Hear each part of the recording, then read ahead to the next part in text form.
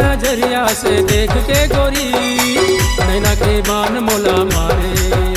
तोर खुला खुला बाल तोर हिरनी जैसी चाल, तोर खुला खुला बाल तोर हिरनी जैसी चाल। दीवाना मोला करेगा रे, हाय रे दीवाना मोला करेगा रे। चेहरा है चेहरा गोरी के मनला मोर मोहेगा रे। तिरछी नजरिया से देख के गोरी नैना के बान मोला मारे।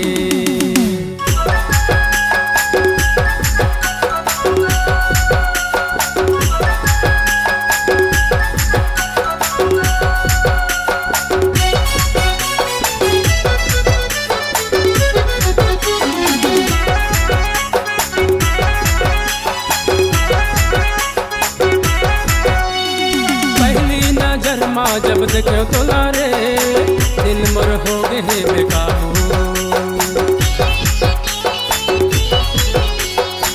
रोज रोज सपना माया के गोरी वो मोला का करे तय जादू। तोर गजब के स्टाइल तोर गजब है इस्माइल, तोर गजब के स्टाइल तोर गजब है इस्माइल। दीवाना मोला करेगा रे, हाय रे दीवाना मोला करेगा रे। चेहरा गोरी के मनला मोर मोहेगा रे। तिरछी नजरिया से देख के गोरी नैना के बान मोला मारे।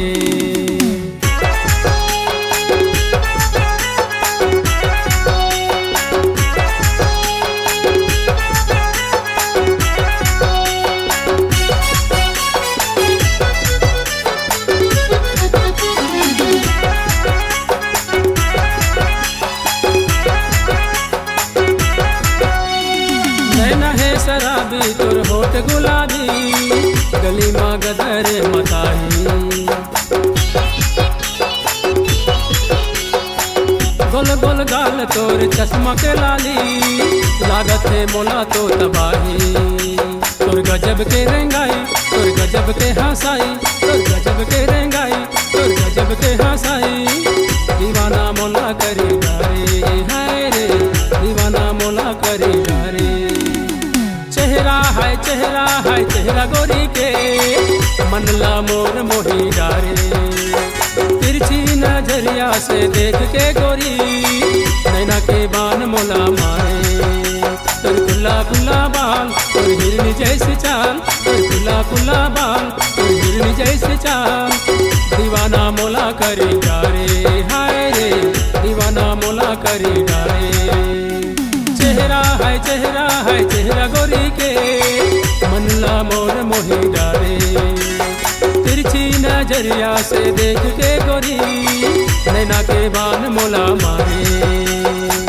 दीवाना मोला करेगा रे, हाय रे दीवाना मोला करेगा रे।